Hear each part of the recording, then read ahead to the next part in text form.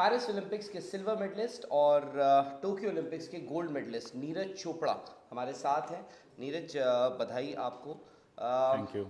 आज की सुबह और कल की सुबह, यानी जिस दिन आपको खेलने जाना था और जिस दिन आप एक सिल्वर मेडलिस्ट बन चुके हैं, ओलंपिक्स ख़त्म हो चुका है, क्या फ़र्क है उसमें?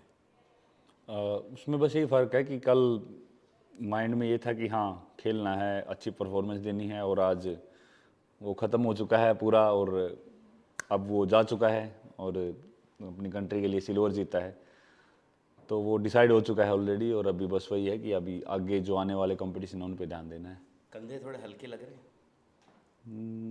कंधे तो फिर से भर जाएंगे, क्योंकि ये तो चलता रहेगा सिलसिला, जब तक खेल रहे हैं कुछ ना कुछ आता ही रहेगा। फिर अगले साल वर्ल्ड चैंपियनशिप आ जाएगी, फिर कॉमनवेल्थ एशियन गेम्स, फिर एलए ओलंपिक्स, तो ये तो चलता रहेगा। जब तक शरीर काम कर रहा है तो खेलते रहेंगे अच्छे से। नीरज चोपड़ा एक कॉम्पिटिटर, एक फियर्स कॉम्पिटिटर जिसको हर कंपटीशन जीतना है। उसके अलावा नीरज चोपड़ा बतौर इंसान कौन है, क्या है, क्या अच्छा लगता है? जब आपको लगता है कि मैं आज compete नहीं कर रहा हूँ, ट्रेनिंग नहीं कर रहा हूँ, हो सकता है अब कुछ वक्त आप ना करें ट्रेनिंग, थोड़ा आप ब्रेक लें, क्या करते हैं आप उसमें? बस डिपेंड करता है कहाँ पे हूँ। अगर मैं घर पे हूँ तो मैं कोशिश करता हूँ कि भाई फैमिली के साथ टाइम बिताऊँ, घर पे उनके साथ बैठूँ, घर का खाना खाएं आराम से। और अगर मैं, जैसे पटियाला होते थे, अगर हम फ्री हैं तो हम कभी वॉलीबॉल का मैच खेल लेते थे, या कभी बाहर चले जाते थे घूमने फिरने। और मैं अगर फ़ॉरेन में ट्रेनिंग कर रहा होता हूँ, जब फ्री डे होता है तो डिपेंड करता है कहाँ पे हूँ, तब थोड़ा बहुत आसपास घूम लेते हैं। तो सिंपल सी चीज़ है जी, और तो ऐसा कुछ नहीं होता। अच्छा, आप घर जाएंगे, क्योंकि अब आप ज़्यादातर वक्त अपना जो है या तो साउथ अफ्रीका या फिर यूरोप में बिताते हैं, ट्रेनिंग उसकी वजह एक बड़ी रही है। घर जाएंगे, घर का माहौल, घर पे बात भी होती होगी। कल जब आप सिल्वर मेडल जीते, आपकी माँ ने ना एक बड़ी अच्छी बात कही। उन्होंने कहा जो गोल्ड जीता है ना, वो भी हमारा ही बच्चा है। तो बड़ी अच्छी, क्योंकि इसको ऐसा देखा जाता है इंडिया पाकिस्तान राइवलरी। आपका क्या कहना है इस पे? नहीं, मैं वही बताता हूँ कि जो आ, मेरी माँ हैं और वो बहुत ही एक ऐसे बैकग्राउंड में रहते हैं गांव के उसमें, तो उनको सोशल मीडिया, टीवी पे क्या न्यूज़ है उनसे कोई लेना देना नहीं है। क्या रिलेशन चल रहे हैं इंडिया पाकिस्तान के, वो जो इनके मन में होता है एक माँ के, उसमें जो वो सिंपल वही चीज़ बोलते हैं, और वही है। और अपने यहाँ पे आदत है थोड़े वैसे क्वेश्चन पूछने की, तो निकलवाते हैं कुछ ना कुछ, पर वो बहुत अच्छे से उसको जो उनके मन में होता है वो बोलती हैं। और अ, वही है, एक माँ के दिल की तरह बोलती हैं। तो वो चीज़ अब अपने ऊपर है, कुछ लोग वो चीज़ अजीब भी लग सकती है, कुछ लोग अच्छी भी लगती है। तो नहीं, हाँ। ज़्यादातर लोगों को खैर इस बात का बड़ा अच्छा लगा, उन्होंने जिस हिसाब से रिस्पॉन्ड किया।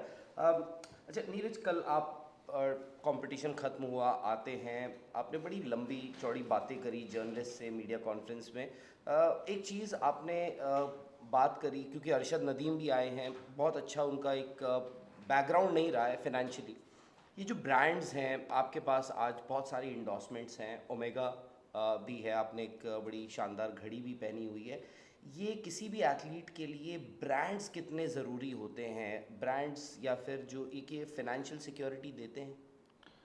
नहीं, बिल्कुल, क्योंकि एथलीट के पास अगर ब्रांड्स सपोर्ट करते हैं तो वो एथलीट्स के लिए अच्छा है। और ब्रांड के लिए बहुत अच्छा है कि वो एथलीट्स के साथ जुड़ के काम करते हैं। और काफ़ी ऐसे एथलीट हैं जो वर्ल्ड क्लास पे खेल रहे हैं, और फिर वो किसी ना किसी ब्रांड के साथ जुड़े होते हैं। तो वही है, पहले ये चीज़ कम थी, अभी धीरे धीरे करके, पहले ये चीज़ मतलब ओलंपिक एथलीट्स के पास कम था, अभी ये बढ़ रही है। तो अच्छा है, एथलीट्स को सपोर्ट मिलती है और उनको प्रेरणा मिलती है कि आगे हम और अच्छी परफॉर्मेंस देनी है। और वही है कि अब वो थोड़ा स्टेबल हो जाते हैं इस चीज़ से। अच्छा, एक वर्ल्ड क्लास एथलीट को देश से बाहर जाने की क्या ज़रूरत है? अगर हमें दूसरा नीरज चोपड़ा चाहिए या फिर हमें और नीरज चोपड़ा चाहिए, क्या हम इंडिया में वो फैसिलिटीज़ नहीं दे सकते? मैं मानता हूँ वेदर, क्लाइमेट, वो सब चीज़ें हैं, अब हमें वो देखना पड़ेगा। नहीं, ऐसा कुछ नहीं है। इंडिया में मैंने बहुत ट्रेनिंग की है। टोक्यो ओलंपिक से पहले मैं इंडिया में ट्रेनिंग कर रहा था, मैंने भुवनेश्वर में ट्रेनिंग की, और फिर पटियाला कैंप में ट्रेनिंग कर रहा था। बस ये है कि हाँ, टोक्यो ओलंपिक के बाद जिस तरीके से काफ़ी चीज़ें बढ़ी और काफ़ी कुछ ना कुछ रहता ही था, कभी इधर जाना है कभी उधर जाना है। तो मेरा सबसे मेन वही फोकस था कि ट्रेनिंग कंटिन्यू रखनी है और ट्रेनिंग नहीं छोड़नी है। तो इसलिए ये डिसीजन लिए कि हाँ शायद से बाहर हमको ट्रेनिंग करनी चाहिए और सबसे ज़्यादा फोकस स्पोर्ट्स पे रखना चाहिए, और वही माइंड में थी वो चीज़। एथलीट कोई रोल मॉडल रहे हो जब आप नहीं, जलाजनी के थ्रोज देखना और वो का स्टार्टिंग से बहुत पसंद था, और अभी भी मतलब उनकी जो बेस्ट है, one of the best technique है अगर हम वर्ल्ड के सभी एथलीट्स की बात करें तो वही है। अगर एथलीट उसमें जेवलिन में बात करें तो वही हैं सबसे जो बेस्ट मुझे लगते हैं कि हाँ जिन्होंने ऐसे कंसिस्टेंट परफॉर्मेंस दी है और बहुत ही अच्छी थ्रोज लगाई हैं, तो वही अच्छे लगते हैं।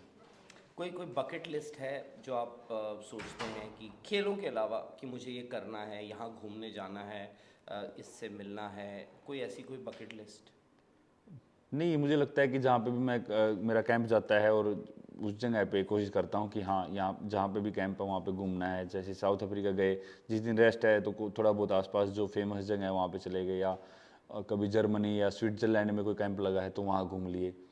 तो उसी में काफ़ी चीज़ें हो जाती हैं, और बाकी के ट्रैवल प्लान जब ये कैंप वगैरह बंद हो जाएंगे तब उन पे कोशिश करेंगे कि हाँ उन चीज़ों को फिर कंप्लीट करें। अच्छा, आपने इंजरी की बात करी थी कि इंजरी में आप काफ़ी वक्त से compete कर रहे हैं, खेल रहे हैं। अब क्योंकि अब एक नया स्टेप, अगला स्टेप भी लेना है, आगे भी वर्ल्ड चैम्पियनशिप्स आएंगी, आगे एशियन गेम्स आएंगे, कॉमनवेल्थ गेम्स आएंगे, दोबारा ओलंपिक गेम्स आएंगे।